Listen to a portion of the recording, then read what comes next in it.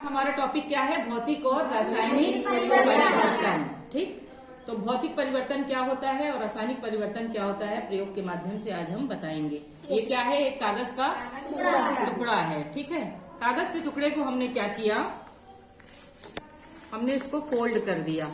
ठीक है, कई भाग में इसके छोटे जितने भी टुकड़े, ये हमने इसको फोल्ड कर दिया। फोल्ड करने के बाद फिर से इस कागज को हम खोलते हैं तो क्या हमें कागज फिर से प्राप्त हो गया? Yes ma'am. तो ये किस प्रकार का परिवर्तन हुआ? भौतिक परिवर्तन। भौतिक परिवर्तन हुआ, क्योंकि भौतिक परिवर्तन में क्या होता है, जब हम परिवर्तन करते हैं, परिवर्तन के पश्चात हमें फिर से वो पुरानी अवस्था हमें फिर से प्राप्त हो जाती है। परिवर्तन करने के बाद फिर से वो पूर्व अवस्था में आ जाती है वो चीज। तो ये हुआ भौतिक परिवर्तन। अब इसी कागज को हम एक और तरीके से समझाएंगे। ठीक है, ये हमने कागज के टुकड़े कर दिए। ठीक, कई टुकड़े कर दिए ना। अब इस टुकड़े को हम अगर गोंद से किसी चीज से जोड़ेंगे तो पुनः हमें पेपर प्राप्त हो जाएगा कि नहीं? कागज हो जाएगा ना? होगा। कागज जब हम जोड़ेंगे, गोंद से हम लेके हमने जोड़ दिया, जोड़ने के बाद क्या हुआ, फिर से हमें कागज प्राप्त हो गया। कागज की जगह राख तो नहीं मिला ना, कागज की जगह कोयला तो नहीं मिला, कुछ तो नहीं मिला ना। तो कागज को अगर हम जोड़ देंगे गोंद से तो फिर से हमें कागज मिल गया। तो ये किस प्रकार का परिवर्तन हुआ? भौतिक परिवर्तन। अब बताओ, ये इसी कागज को हम क्या करेंगे,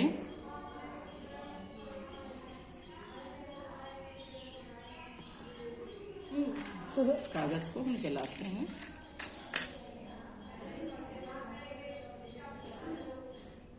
ठीक है, ये कागज का एक टुकड़ा लिया और इसी कागज के टुकड़े को हमने जला दिया।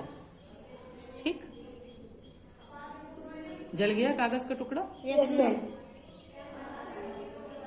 जलने के बाद क्या फिर से हम कागज को प्राप्त कर सकते हैं? नहीं। मिला कागज हमें फिर से जलने के बाद? क्या मिल गया? ये राख मिल गई। ये किस तरह का परिवर्तन हुआ? रासायनिक परिवर्तन। ठीक है, कागज का जलना रासायनिक परिवर्तन, कागज का मोड़ना, कागज का फाड़ना, फाड़ के फिर से कागज बनना, भौतिक परिवर्तन। और कागज का जलना किस प्रकार का परिवर्तन हो गया? रासायनिक परिवर्तन हो गया। अब ये मोमबत्ती है, मोमबत्ती जल रही है।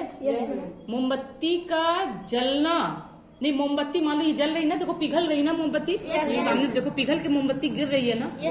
तो मोमबत्ती का पिघलना किस प्रकार का परिवर्तन है?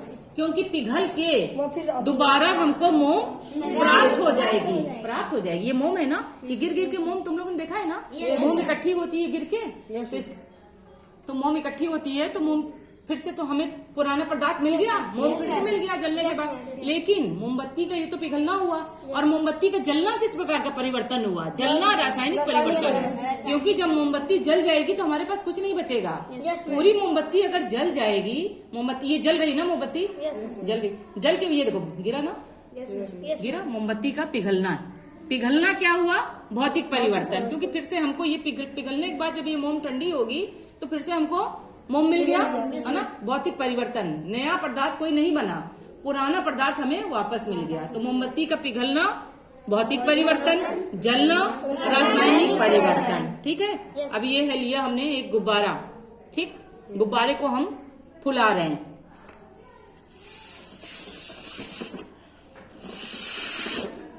गुब्बारे का फूलना भौतिक परिवर्तन। क्यों? क्योंकि जब गुब्बारा ये हमने उसकी हवा निकाल दी तो फिर से हमें गुब्बारा मिल गया, प्राप्त हो गया। ठीक, अब इसी गुब्बारे को फिर से फुलाते हैं।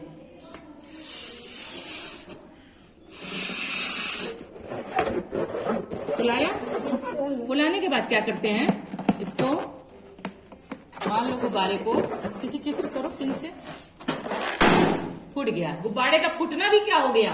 ये भी भौतिक परिवर्तन है। भौतिक है बेटा, दोबारा गुब्बारे ही तो मिला फूट के, गुब्बारे ही तो है ना। तो गुब्बारे का फूलना, गुब्बारे का फूटना, दोनों क्या है?